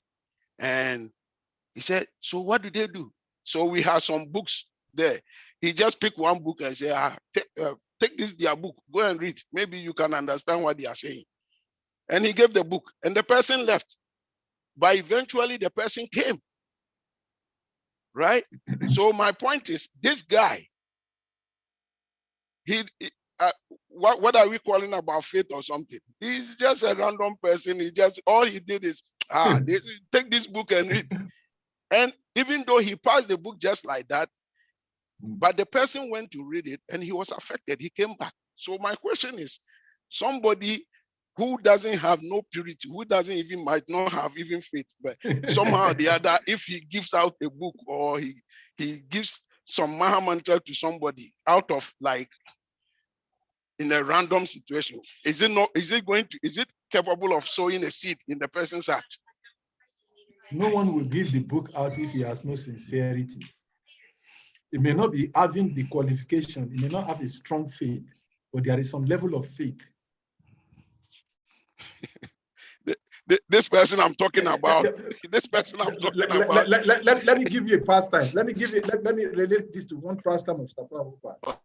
In Paris, there's this narration of Srila Prabhupada when he went to Paris for the first time. I think that was the first time Prabhupada went to Paris, and he was was it Paris? I think it was in Paris that they had that pastime.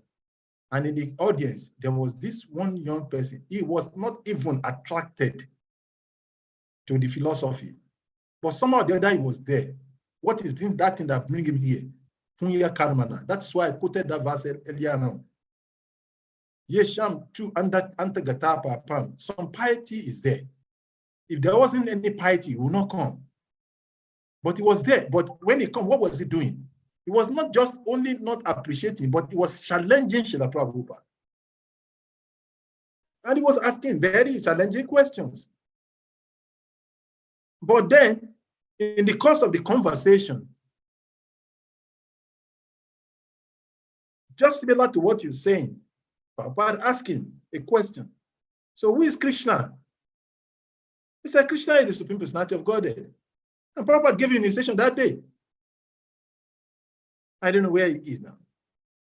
So what I'm trying to say is that these things don't happen by chance. There is nothing like chance in devotional life. In spiritual life, there's nothing like accidental. There is something behind. And that is why Lord Chaitanya Mahaprabhu said, Brahmananda Brahmite Konya Bhagavan Jiva Guru Krishna Parashade Bhakti Lata Bija. After traversing the whole of the different universes, billions of years, millennium after millennium, different species of life, if a soul becomes fortunate, what is that fortune? Freedom from sinful life.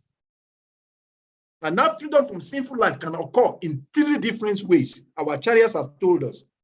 It could be as a result of sadhana or someone who practice to get that freedom. Somebody may be by the costless mercy of the Lord or his pure devotee.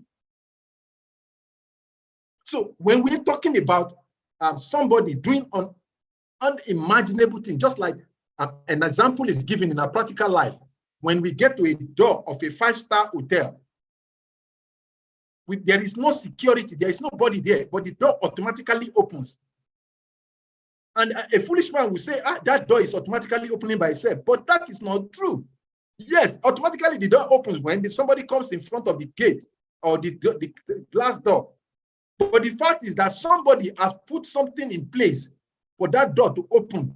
Although the person is not seen, but an intelligent person knows that there is a force behind that arrangement that makes the glass door to open when somebody comes in presence of it. So for that person to give book, I'll tell you a short story of my life. You want to know how I became a devotee? The beginning of my becoming a devotee was a story of my wife. She's not joined devotional service before me. About 7 years before we even met at all, when she was starting her secondary school life, she was forced to buy a book written by a journalist who had gone on a work experience to India, and he learned about the Bhagavad Gita and some other Vedic philosophy. And he came to write a book, You Can Control Your Destiny. It doesn't even, it's not a Hare Krishna book. It's a journalist. And he wrote that book. And my wife to be, we have not met. It was 7 years after this occurrence happened that I finally met her before we even got to develop a relationship and get married. And this young woman was forced to buy this book, You Can Control Your Destiny. And inside the journalist mentioned the sages of India, he mentions the Brahmanas of India, he mentioned Bhagavad Gita. But my wife to be, 7 years back, bought the book, never opened the page one day. She kept it in the bottom of her bag. She went through secondary class 1 to 5 and finished. She never opened the book. 2 years after, we got engaged. And when she came to my house, out of her belongings she would carry from her house was that particular book. She never opened one day. And when she brought it, she kept it on my bookshelf because I was crazy about reading books. She kept the books on my shelf, and for another 2 years, I never saw that book was there. making 9 years after. After that 9 years after, something happened. It's a long story. I won't go to that now. But then something happened, led one thing to another thing. And then in my quest for finding an answer to a question, I just saw that book on my shelf. I said, what is this? Where did this one come from? And I picked that book. When I picked that book, I read the book and I got to know there is something like Bhagavad Gita. I knew there's something like Krishna. I know there's a personality that is called Krishna. I know that there is some sages and brahmanas in India. And that developed my attraction to becoming a Brahmin. And I started looking for Bhagavad Gita. And I was ready to go to India. I went to the India embassy to look for visa. That is the journey of my becoming a devotee. Other things led to other things. But what am I referring to this? That person that came and gave a book is not accidental. That is the point I'm trying to make. There is no accident in the part of spirituality or even in material life. Whatever is happening here is happening as a result of something that has happened. And that is why the Vedic part teaches us that to understand everything and everything, one will need to understand the intricacies of karma and reincarnation, because that is what explains some seemingly unreasonable situations that happen in our lives. So things happen not because we just saw them, they happen just casually, unplanned, and we think it just happened. There is a sin behind it. And that sin, we may not know, we may not have had, we may not have seen it, but it is not accidental. So those situations are caused by what? Sincerity. No one develops sincerity of the heart if he has no piety in his heart. And no impious person would develop faith in the part of spiritual life. So these things are connected. So they don't happen by chance. Unless one has this, the quality or the level may be low, middle, or high, but it is there. Otherwise, it won't happen. Hare Krishna. Hare Krishna. Thank you, Shri Salika Prabhu. It seems Kavikanapur is no more here. Yeah, thank you. In about 2 hours. I don't know if any other devotee has something to share, but Arichakra Prabhu's questions and your answers to them is very interesting. Shrimad Prabhu, you have something to share in general or in particular, please?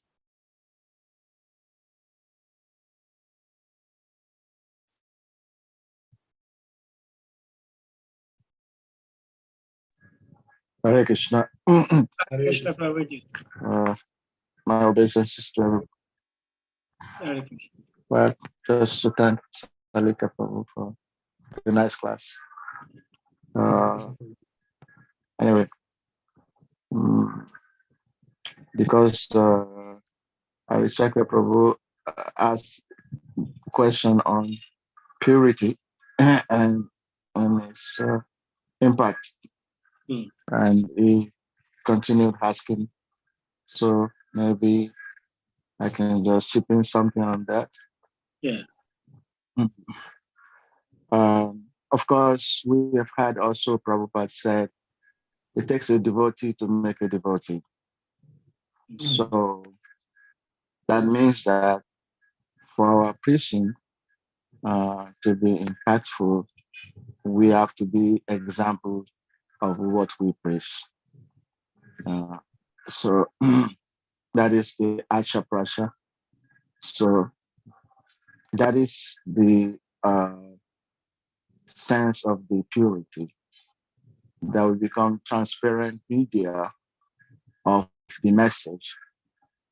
We carry the message in a transparent manner. And people become affected. Another thing Prabhupada used to say, nobody follows somebody who doesn't follow.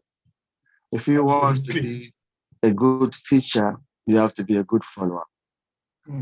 Yeah. So if we don't know how to follow, then it will be difficult to get anyone to follow us because you are not an example of a follower. So these are some things that we can also meditate on when it comes to our preaching impact people's life. Now, those who become instruments for the message, even though they are not practitioners, they become instruments because of some emotion that they are harboring at that moment. Like the example given by HARE KRISHNA Prabhu. So the boy in question must have been emotionally absorbed in thinking of Radha and Krishna at that moment.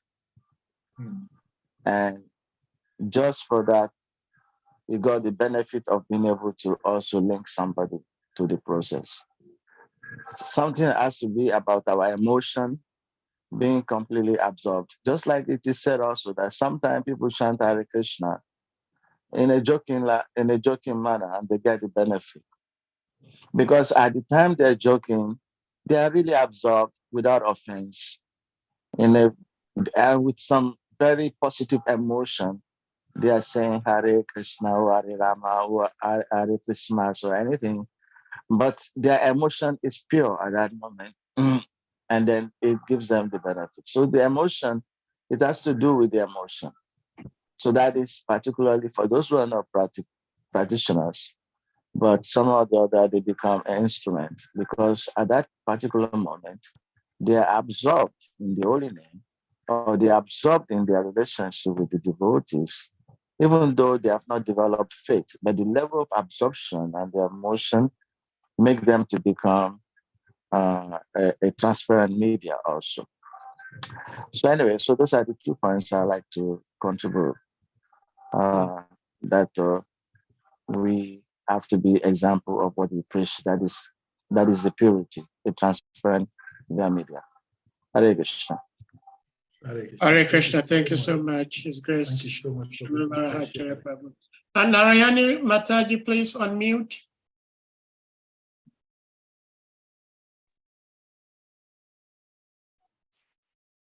Narayani, Hare Krishna.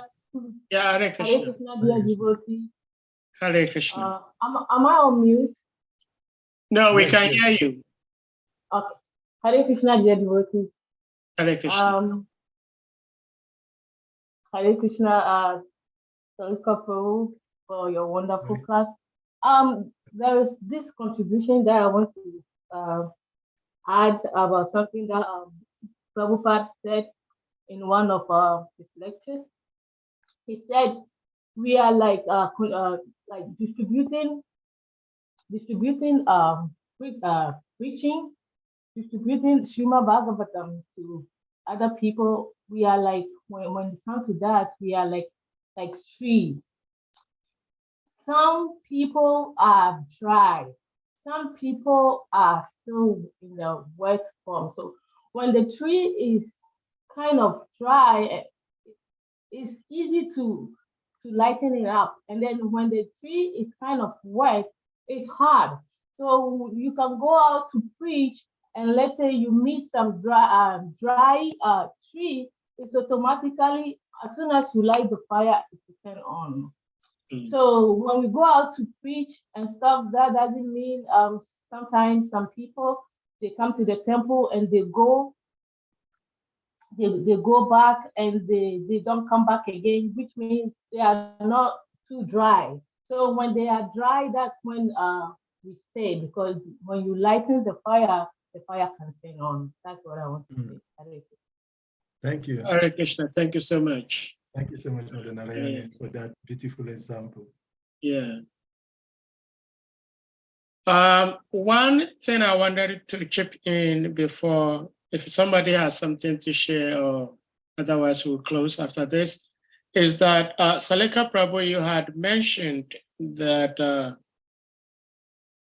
it is not by name or title or dress code that qualifies who is an advanced devotee. That could be a sannyasi, it could be a guru, initiating guru. Yeah, those things are there. They are all factual, no two ways about it. Because in the scriptures themselves, the scriptures advise us to study the spiritual master before we accept such a person as our guru. And the guru himself should also accept the disciple, the potential disciple, before he accepts him as a disciple. But if you think about it, it's kind of weird for a potential disciple to try to observe or study the spiritual master, whether this is the person who is able to take me back home. And even though it is kind of weird, as I don't know the appropriate word to use for a seeker to think like that towards the person he wants to accept as his guide. But our Gurudev had shared with us that, especially in our devotional service of ISKCON, there are 3 types of gurus. And in fact, I was discussing, Harichakra was discussing this with me just yesterday or the day before yesterday, that there are gurus who have all their 2 feet in the spiritual world, but they are here in this material world. And then we have gurus who have 1 foot in the spiritual world, 1 foot in the material world. And then we have other gurus who have all the 2 feet in this material world.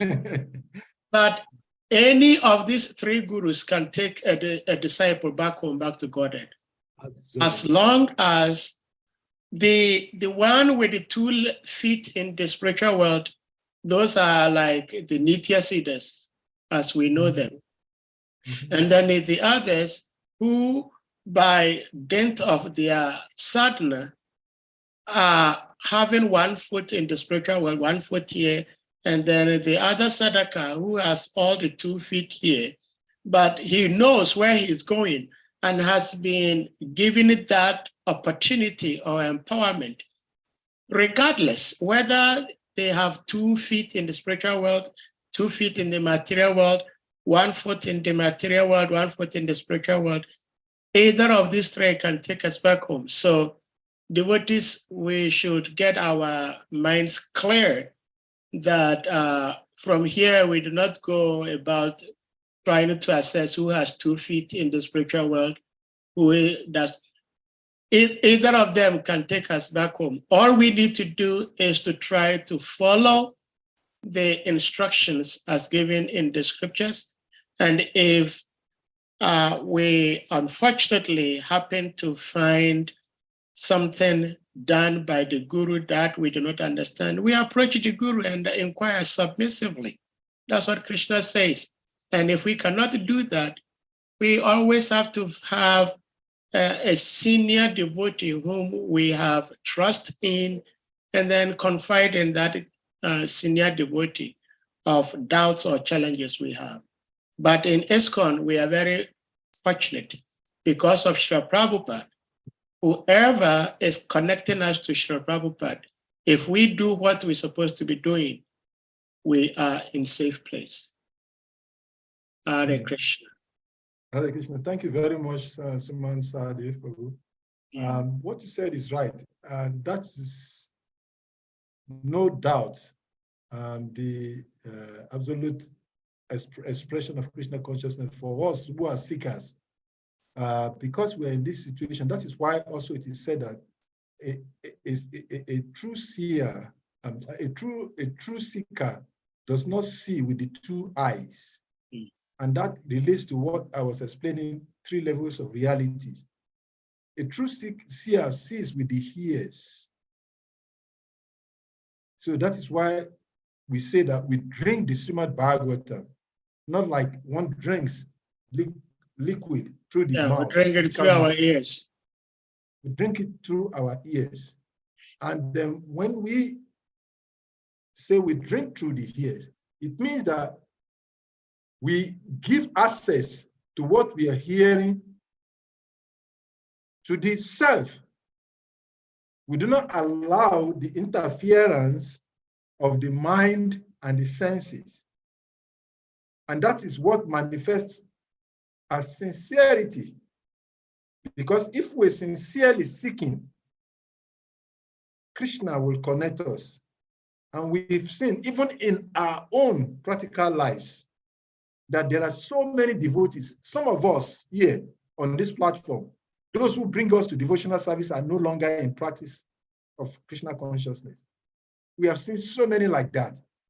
There are so many who came to Krishna consciousness who got a book from somebody who got a book from somebody who got a book and came to Krishna consciousness. The person who got the book never even entered the temple space for one day.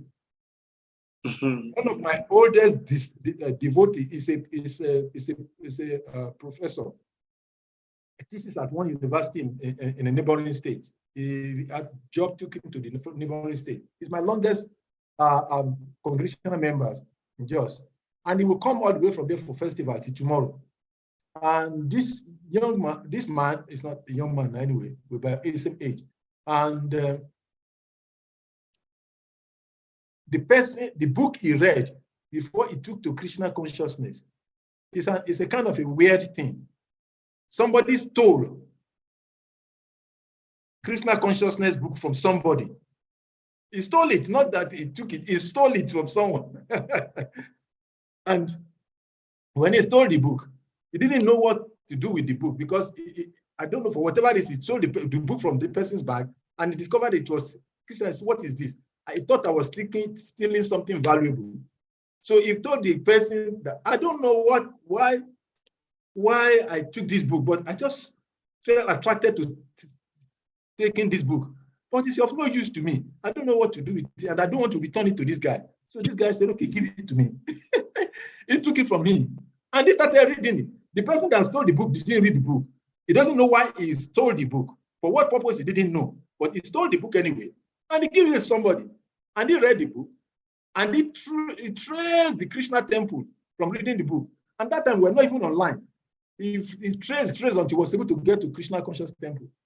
Until now, over almost 25 years plus, he has been consistent. Even when he traveled out of state, he will still make sure on festivals he come all the way to the temple to come and celebrate. So that's how Krishna, the connections that we're talking about.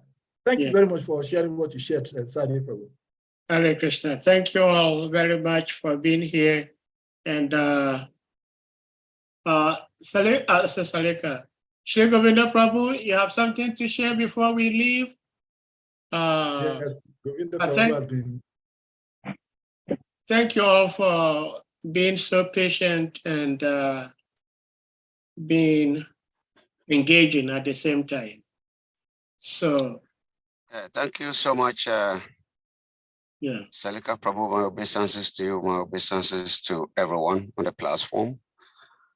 Well, again, you have delivered it.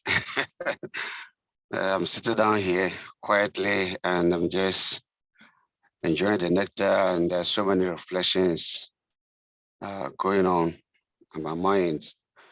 And I consider myself as one of the fortunate souls. In a way, you are explaining that you don't come to Krishna consciousness by chance. It always has something to do with our previous lives, our previous connections. And so I consider myself very fortunate that there are so many, people, millions and billions of people on the planet. Many people, they don't know this path. It's a wonderful path that take one straight to the kingdom of God. That many people are seeking for this kingdom of God for many lifetimes, but they're unable to come to this very platform. And so, we all have a great fortune to be here. And that I was saying 3 days ago or so that everything has been given to us. Everything is in our disposal. So it's up to us to grab it and not to lose it. It's a great opportunity. Thank you. Hare Krishna. Hare Krishna. Hare Krishna. So at this point, we're going to humbly request all the devotees to kindly unmute, and we all chant Hare Krishna Maha Mantra to express our appreciation to our revered speaker, His Grace Salika Prabhu Jai. Hare Krishna, Hare Krishna, Krishna Krishna, Hare Hare Rama, Rama Rama, Hare Hare. Ancha Kalpataru,